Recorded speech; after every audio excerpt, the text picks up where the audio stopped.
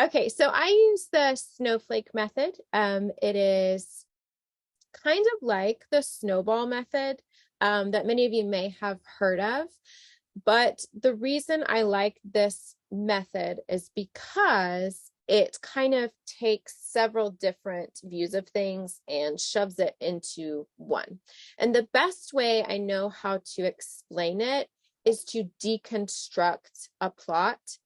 And I encourage you to deconstruct your own plot. Pick something you know inside and out, a book that you've read over and over and over again, or a movie that you've seen a lot, and use this method to go backwards and really deconstruct it to see how they've worked it out, because that'll really help you in the process. So that's kind of what we're going to go over, is deconstructing a plot that you already know. Now, we're going to sit on this screen for a little while because this is how the plotting flow should go. And this is kind of the roadmap of it. So when you're deconstructing a plot or creating your own, the very first thing is always going to be the introduction. And this is the opening scene of a movie, opening scene of a book, the first chapter, the first several pages. This is when you learn the normal of usually the main character. Sometimes you start with a side character, but generally it's the main character and what their normal is currently. So if we were to deconstruct something like the Hunger Games, we open with Katniss in her district.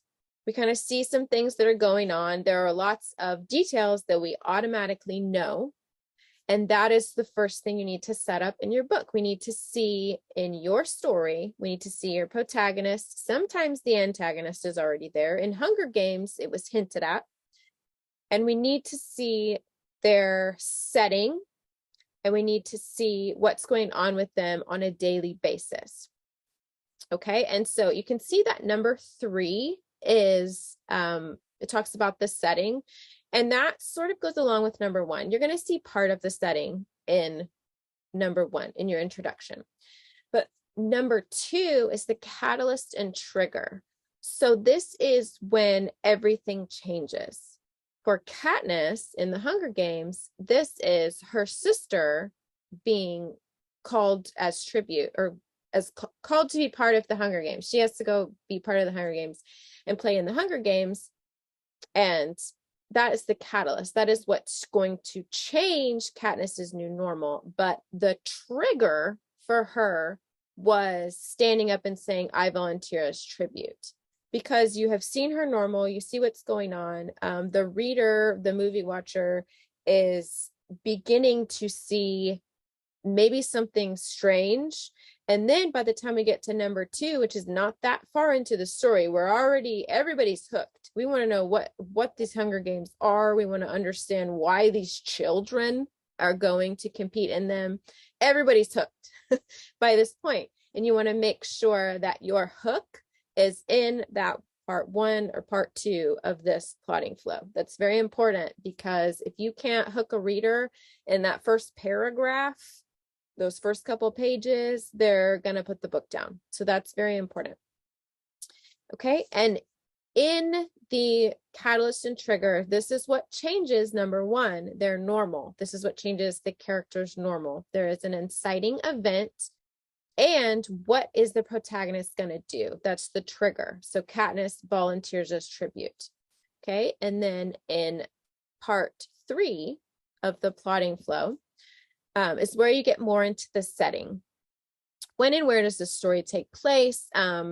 Readers generally want to already know what the genre is. I started a book recently that about halfway in, I still didn't know what time period it was.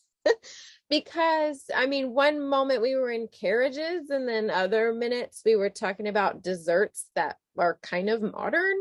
So things like that. You want to make sure, even though your first draft is messy, and even when you're plotting, go ahead and decide your setting. Because if you don't, it could be that Most of your scenes in your head took place in winter, but then all of a sudden you need kind of a beach scene, and that's not going to work unless you make your story longer, as in a longer time period. So you want to make sure you get your setting in place for your readers. So go ahead and do that in plotting, because if you get the foundation laid, you know later when you're working on scene details, you know there needs to be the crunch of snow underfoot, or the wind howling through the trees, or birds chirping. You want to know things like that. Okay, and then number 4, that part of your manuscript is the journey. This is the longest part. This is the part that has a lot of ups and downs, but it's not quite as intense as the beginning and as number 5 is going to be. Number 4 is just the journey. We want to know where the protagonist and the antagonist are, what they're doing, how, when, why, and what's driving them. And if you see, I don't know if you can see these very well, but at the bottom of each, I have a little tip, and I'll read them at the end of this. But this one is really important because I think it makes your story stand out a little bit. If your protagonist and your antagonist mirror each other in some way, your story is automatically more powerful. Say you have a protagonist who was orphaned, and you have an antagonist who was orphaned. The protagonist, it drove them to be a caretaker of humanity, while the antagonist, it drove them to bitterness. So they have almost the same origin story in a way, but they have different goals and different ways that they are going to attain those goals, but they mirror each other at the same time.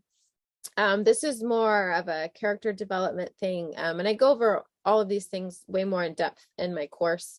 But a trick for protagonists or antagonists, sorry, the enemy, the villain of your story is far more powerful if they believe that they are right. They believe, take Thanos, for example. The villain Thanos, he believed that he needed to wipe out, what was it, a large portion of the population. Was it half? I can't remember, but I think it was like half the population. He believed half the population of the world needed to be eradicated. Obviously, Avengers did not agree with him, but he believed that he was right, and he almost had altruistic intentions with it. He fully believed that he was right. So he was an excellent villain, because you could empathize with him a little bit. People were running out of food, and so you could really empathize with him on a certain level, and that is what makes a villain powerful, where they have a reader knows their story and they can identify with them in some way. It just makes it more dynamic. But we're talking about plotting. Okay, and then so for number 5, the darkest moment. So number 4 in Hunger Games, we see Katniss play the games. We see her meet characters. We see her begin to have a relationship with Peeta. We see what's going on at the Capitol. We understand what's going on with President Snow. Like, there's so many things going on in the journey. There are ups and there are downs. There's lots of scenes. That's where the bulk of your story is going to be. And then you have number 5, the darkest moment. This is where the protagonist finally breaks. They're going to break, but then they're shortly going to see the light and give that final punch to keep going. Okay, and this is about 3/4 of the way into your story. In Hunger Games, this is Katniss and Peeta. They're at the cornucopia, and I don't remember who they're up against, but they're up against somebody, and the Capitol says that if they can both win, then they both win. They don't have to kill each other if they're from the same district. Well, she and Peeta are from the same district. So then they beat the last player, the last competitor, and it's just Peeta and Katniss. And then the Capitol says, never mind, you do have to compete against each other. So this is a very dark moment. what is Katniss going to do? I mean, she doesn't want to kill Peeta, obviously, but she needs to win at the same time. So this is where darkest moment, what's she going to do? And she decides to Romeo and Juliet type deal with Peeta. So they're both going to die. But the light happens. Obviously, they go in and rescue them. And then we have the end of the first book. Okay. And at the end of a standalone, things have to be resolved. They need to be resolved at the end, or your readers will be very upset. So between 5 and 6, and this plotting flow is where you need your characters, they got to resolve the problems from the storyline. If you are writing a book in a series, some things have to be resolved by the end of this book. Or again, you're going to have frustrated readers saying, did anything even happen? And you can also leave off on a cliffhanger, but some things need to be resolved. For instance, in Hunger Games, there were a few things resolved, as in Katniss won the Hunger Games, but there's still the whole problem of the districts against the Capitol and everything like that going on through the series. But some things were resolved. She won. And so this here in front of you, this manuscript plotting flow, is really just to show you how it goes, how to start, the main 6 points you need written down to know as you get started, and then the deconstructing of the Hunger Games movie plot, just to kind of help you understand. So we're going to keep going here. See if it'll keep going. There we go. Okay, now I want to give you guys actionable steps. This is going to show you kind of how the snowflake method works, kind of bringing it to life, so that you can do so yourself.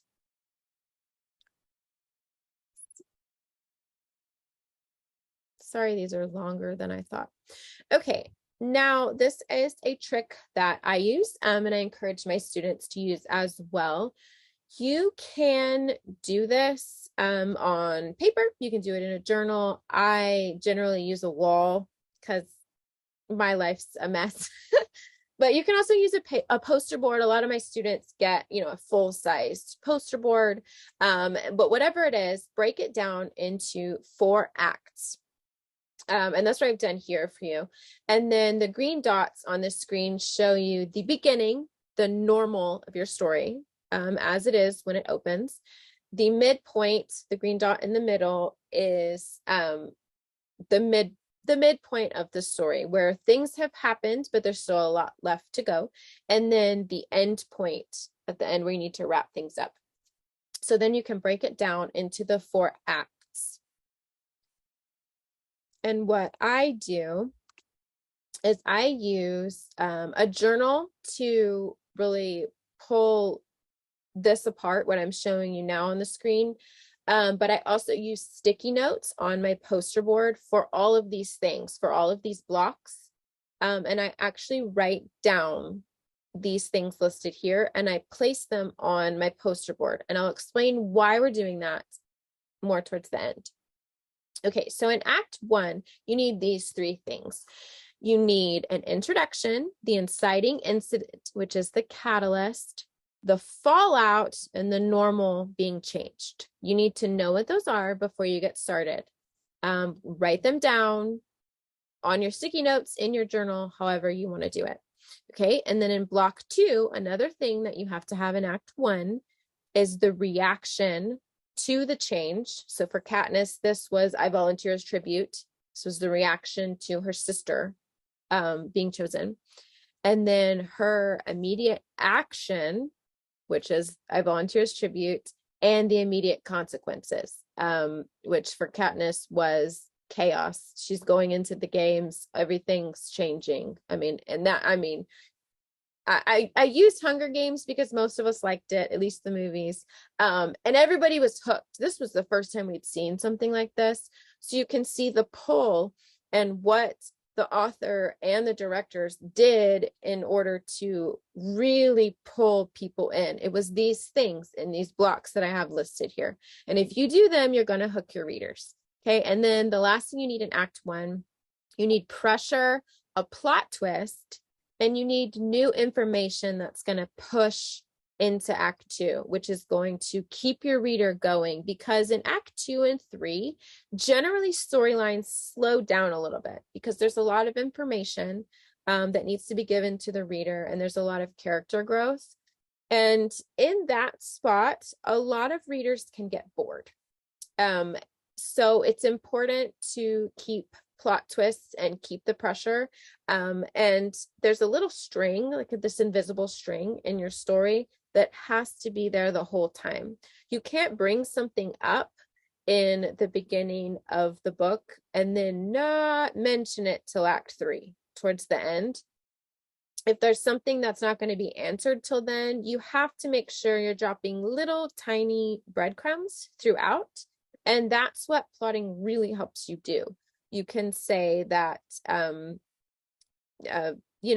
Act 3, we're going to find out who the villain's real name. Okay, but in Act 1, the reader knows we need to find out the villain's real name. But then we don't see the villain for 8, 10 more chapters. Nobody's even thinking about it anymore. So these things help you leave breadcrumbs. And that's another good thing about your sticky notes, is you can think of those things, jot them down on a sticky note, and then put it up on your poster board. And the reason they are sticky notes is so that you can move them. You can move them around. And I'll explain that a little bit more going forward. See if it'll go to Act 2 for us. There we go, Act 2. Okay, so in Act 2, you also have 3 blocks of things that you need.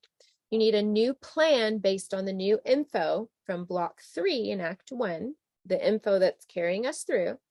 And then there needs to be an experience of the new way of things for the character. The character needs to be growing, needs to be facing new challenges that directly relate to the change of their new normal.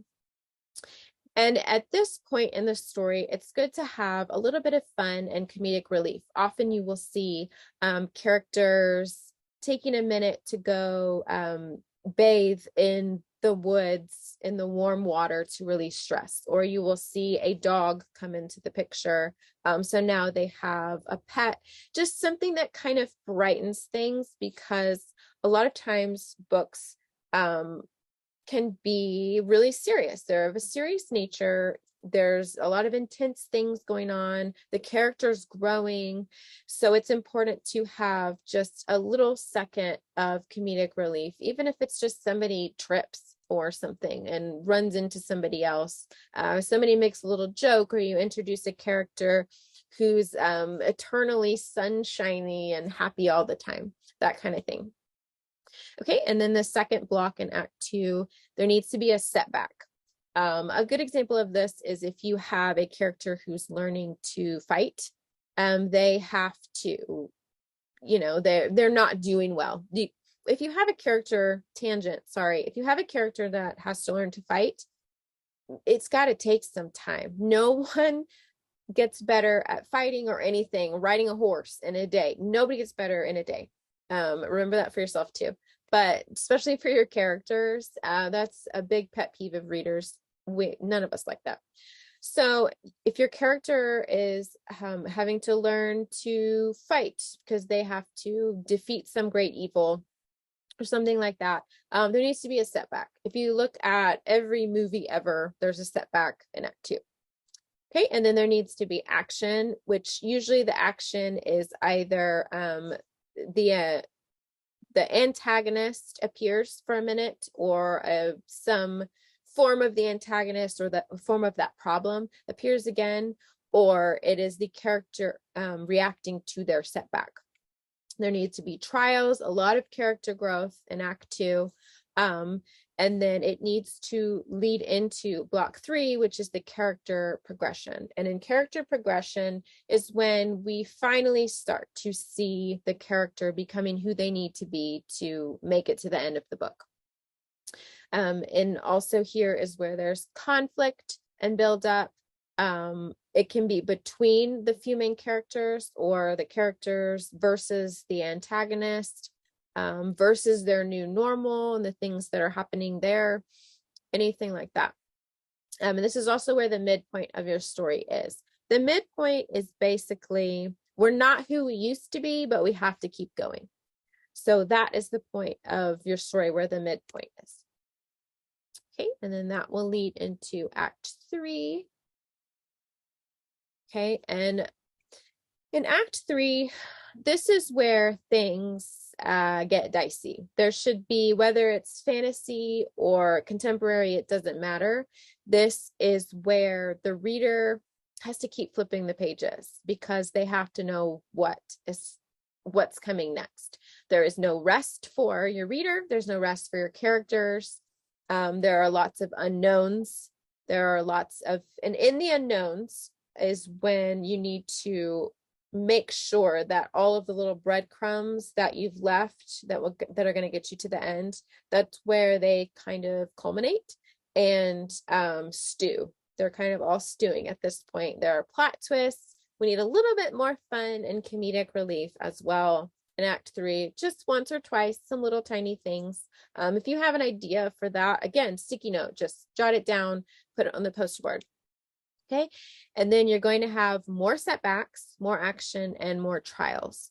And these are not necessarily more serious, but because your character is growing, they feel more serious, and they feel more serious to the reader as well. Because it's almost like you got punched in Act 2, but you got back up. Well, then in Act 3, when you get punched again, it's a lot harder to get back up, if that makes sense. And this leads into the antagonist, and the antagonist, by the way, does not have to be a person. It can be anything. It can be something within the protagonist. It could be depression. It could be a fear of something they want to accomplish, but fear keeps them from doing it. It can truly be anything. It doesn't have to be, some villain from fantasy. And at this point, when the enemy of the character or the story closes in, is also where the climax is. And this is where the reader should not be able to put the book down, or if they have to, they're furious, they're having to put it down, because it's just action from here on out. And I don't mean action like fight scenes. I mean, things are happening. Like, the reader has no idea where it's going, and they want to know. Okay, Act 4, there it is. Okay, now in Act 4, this is where the darkest moment comes in. This is, for example, Peeta and Katniss at the cornucopia. What are we going to do? We either kill each other or we die here. Facing a really dark moment. Say your character, it's a contemporary YA, and they really want to go to Yale. They didn't get in, kind of thing. It's that moment of, well, what do I do now? But this has to lead into their hope is restored. They have a reason to keep going. And this is why I have here in Block 2, their final war cry, and they're rallied to keep going. I keep thinking of the newest Spider-Man movie because Peter, I don't want to spoil anything, but towards the end, I mean, things were rough for Peter Parker. He had to make some really tough decisions, but he found hope in it, and it's emotional. It's a good movie. You should watch it. But it was a really good example of plotting done very well. Nobody was flying by the seat of their pants with that one. They really planned it out. You felt for Peter. You felt his lowest moment, and then as soon as that war cry rallied in him, you felt that too, and his hope was restored, and he kept going, and he fought. And then that leads directly into the final showdown. And in the final showdown of any type of story, this is where all the characters' growth culminates into a rebirth for them. They become a new person. And if it's the end of a standalone, their new normal, happily ever after type thing is where we end up with that, because the final showdowns happened. They've fought the final battle of whatever it is they're facing. They've discovered who they are, the new person that they are, and they begin their new normal. I'm going to check the time because I don't want to run out of time to answer your questions. So I'm going to keep going. I don't want to run out of time. Okay, so this is how I want you guys to be able to bring all of this to life of what I said. Oh, I need to go back a little bit. So when we were looking at this right here, if you have your poster board or whatever you're going to use, the reason I was saying to put everything onto sticky notes is to make it actionable for you. So not only are you putting scenes, ideas, thoughts, all of those blocks, all of those things listed under each block would be things that you put on your sticky notes and you put them up on the board. Now, yes, they need to be in a certain act usually, but there are certain things like your comedic relief that you can move around. You can move around different scenes, and things don't have to go exactly in order. As far as your scenes are concerned, you can move them around. For example, in one of my books, I had another character coming in. He was coming in at the end of Act 1. And it was going to be, he met one of the current characters in a cab. And so I wrote that down. I wrote that scene down, just jotting a few words. So-and-so gets in cab with Yenna. Her name's Yenna. And so I put it up on my board.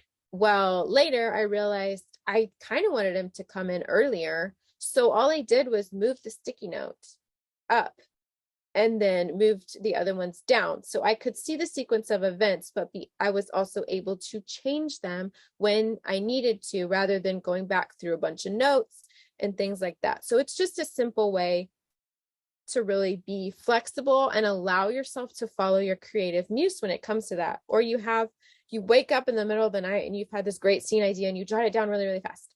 And so when you do that, then you get up in the morning and you can put it up on the board and move it as you need to.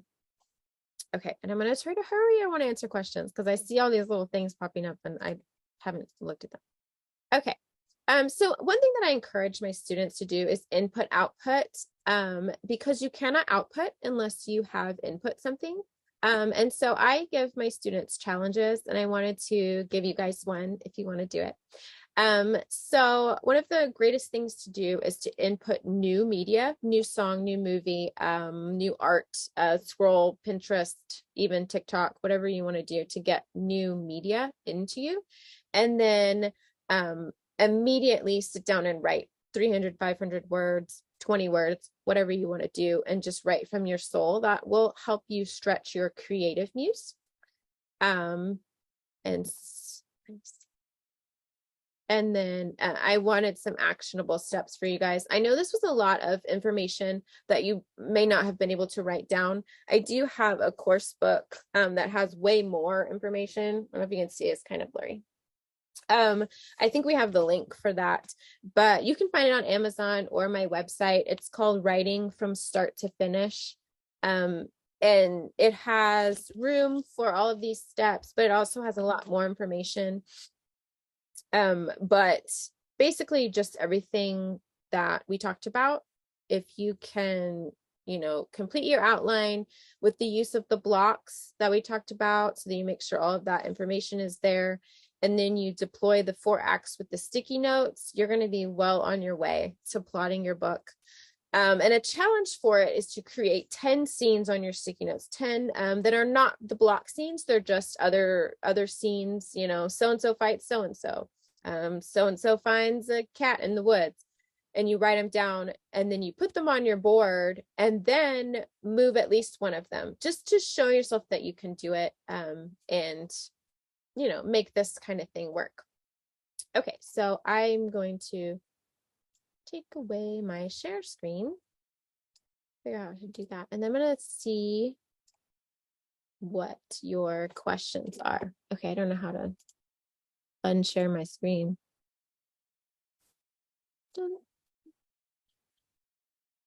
Stop share, the big red button. That's helpful.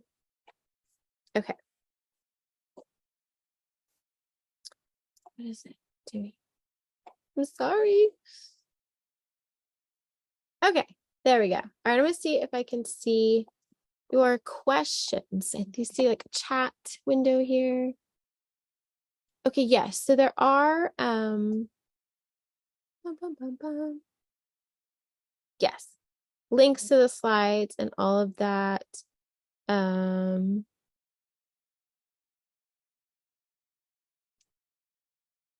Oh no, did I not record when I shared my screen? I don't know. Okay, there are a few questions here. So let's see.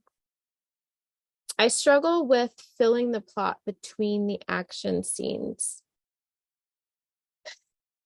Yes, that is a struggle. And that is a lot of times where readers sometimes feel like they're getting bored.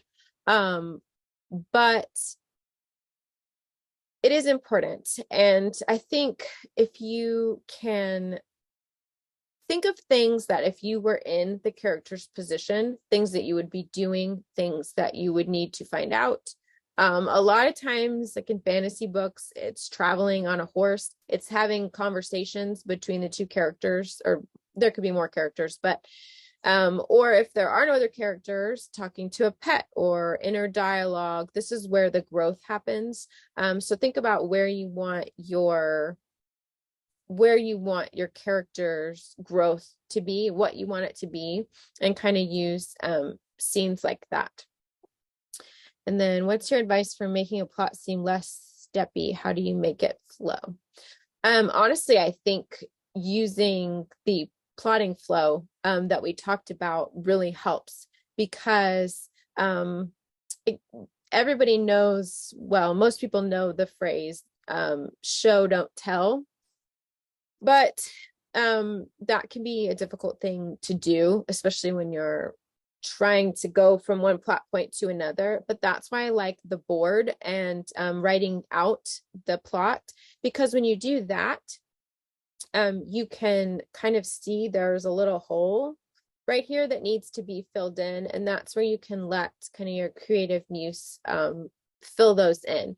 And one thing that I have my students do is you take all of those blocks that we talked about, and then you break it down into a 1-sentence summary, and then you expand it into a 2-sentence or a paragraph, and then you keep expanding, and then all of a sudden you're really kind of writing all of the filler around it.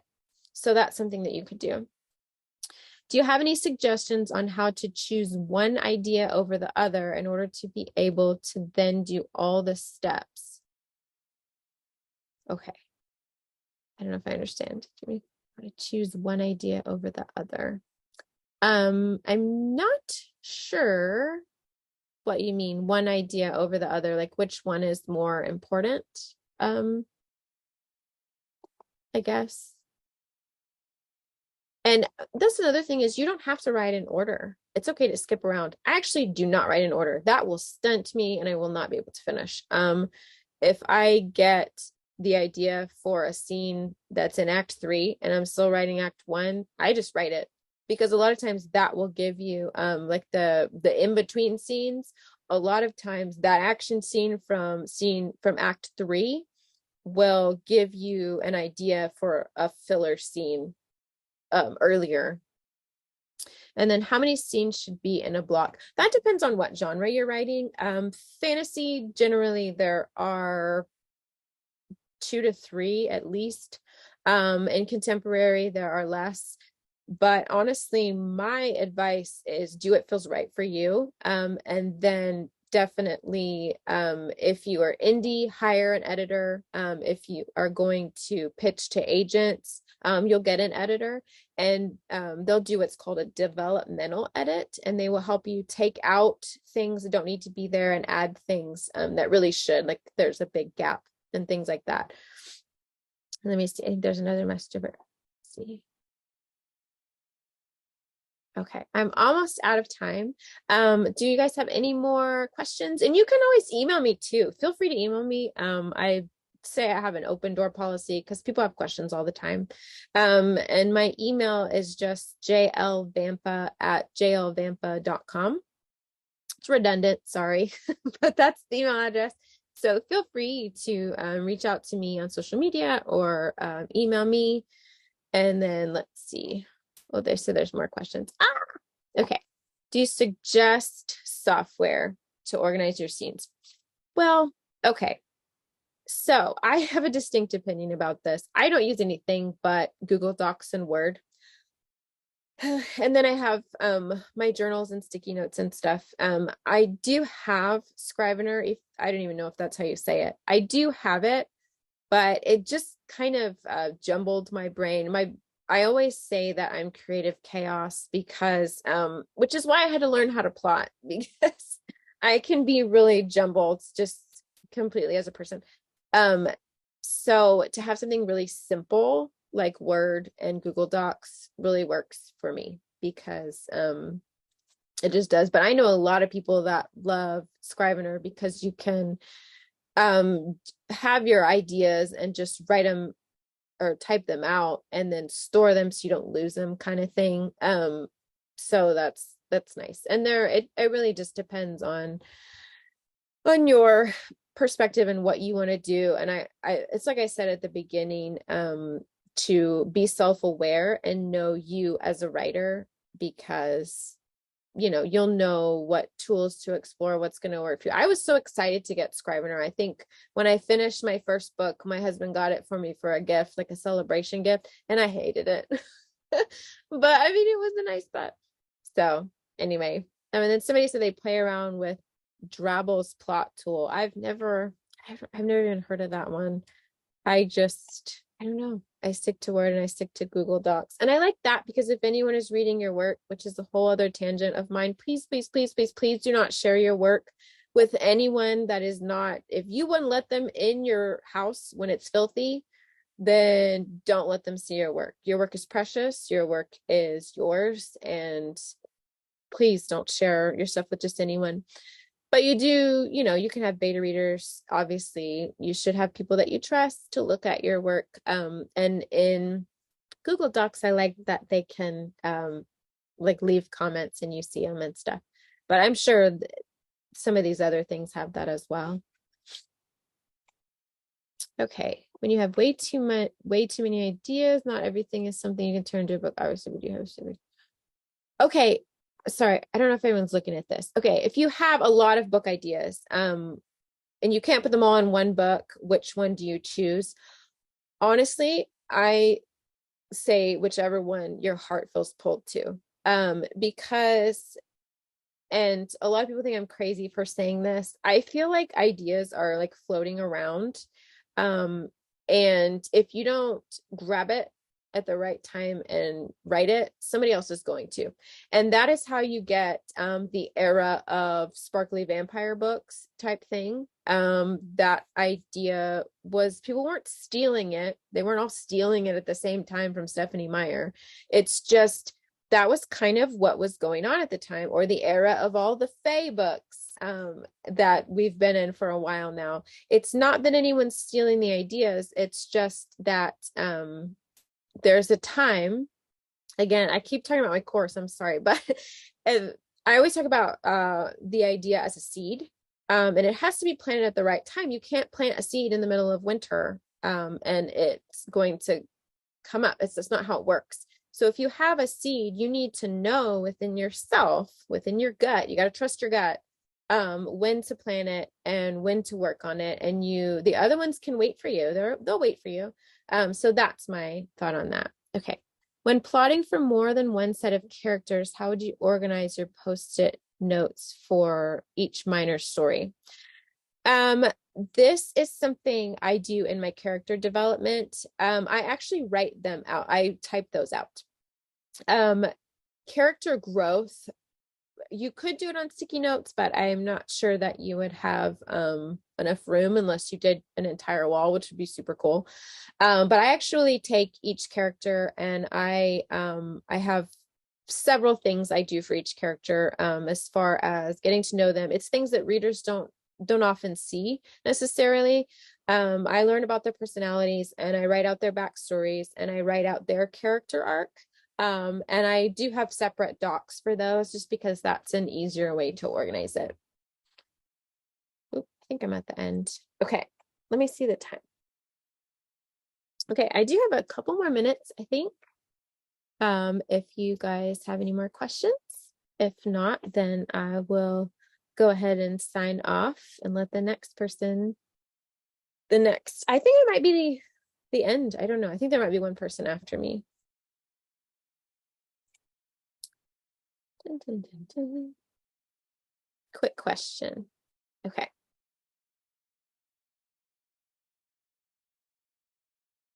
Each character's story is all connected. Okay.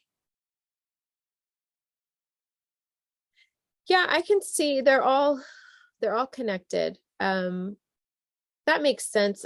What I do is just, for example, my series right now, they're all connected and there's a lot of characters and a lot of point of view. I actually switched point of views. And I just add them into it. It's just, since they're all connected, it all just goes on the board. And it does get convoluted. And I don't always write every tiny little scene on a sticky note, or sometimes I'll divide them in half so it doesn't get overwhelming, or just be a couple of words of like, I don't know, without you won't understand my story necessarily. But there's a scene where one of the girls jumps on the back of somebody else's horse. I would just write Sorsha on Gaius's horse kind of thing. Okay, and then this person said, I've heard of plotting to beats instead of like a 3-act structure. Plotting to beats? I'm not sure what that means exactly. And I just refer to them as acts, just so there's a way to organize it in your brain and on paper. You can call it whatever you want. And some stories may not be, if they're especially a middle grade kind of thing, they all have a beginning, middle, and an end. The middle, it could be 3 acts, it could be the beginning of the story and then the middle and then the end, and it's not necessarily broken. As long as you have a beginning, a middle, and an end point, it's fine. So, okay, let me see. Oh, wait, here's one. What do you suggest for someone? Wait, hold on. How do you know when it is just enough? Sometimes I feel like I don't have enough happening, but then it ends up feeling like it's too much to manage. So in the learning stages of my plotting and writing journey. Honestly, for a first draft, I say just let it pour out of you. What if you have a scene idea, get it up there, get it out of you. You're just telling yourself the story. You can edit it later. You don't have to keep it. I have what I call the scene graveyard, where I've written scenes that I really liked, but they didn't work, or it was too much, or it was, it just wasn't working. And so I just move those to a separate doc so I don't lose them forever, and they just sit there.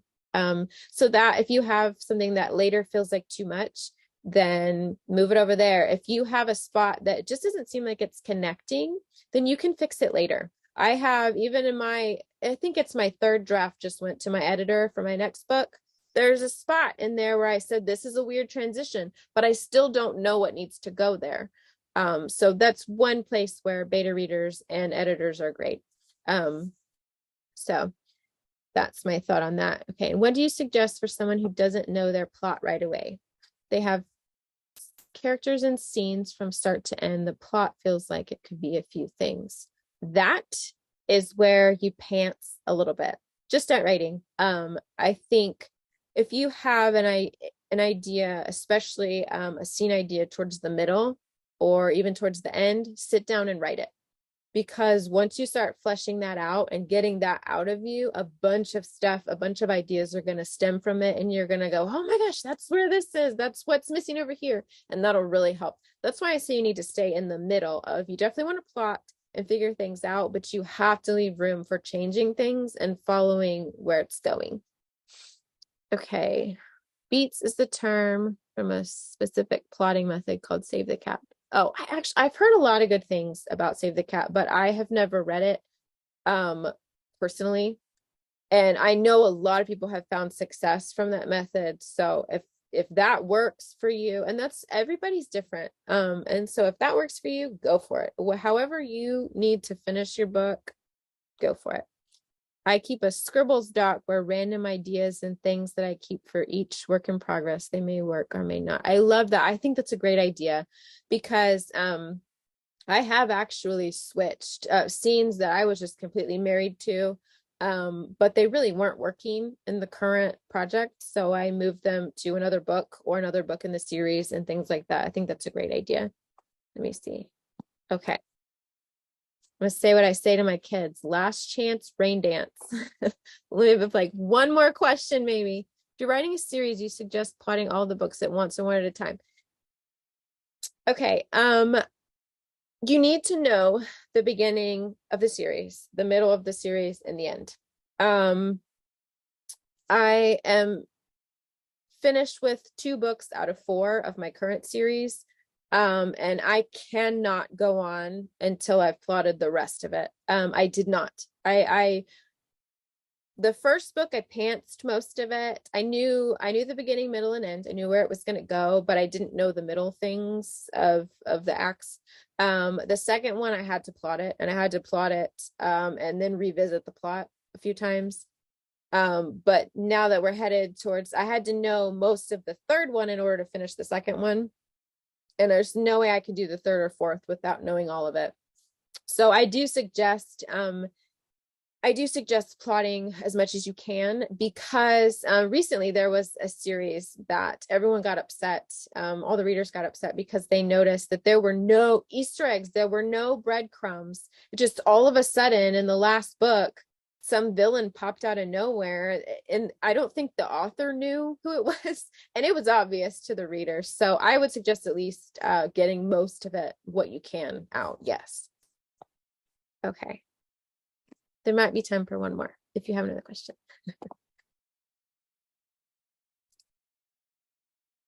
But thank you guys so much for this. This was a really cool opportunity for me. I hope that you learned something. And I did send the presentation so that you can get it. I think at the end of the seminar or something, you get that presentation. And I do also have the workbook on Amazon and my website. It goes through my entire course. And then I do have the course if you want to learn more. But yeah, so yes. Okay. She said she'll send the slides on Monday, the 21st. So you'll be able to actually have all of it. So awesome. Thank you guys so much. And I'm going to end it so that our next person can come on right when they need to. Bye, everybody.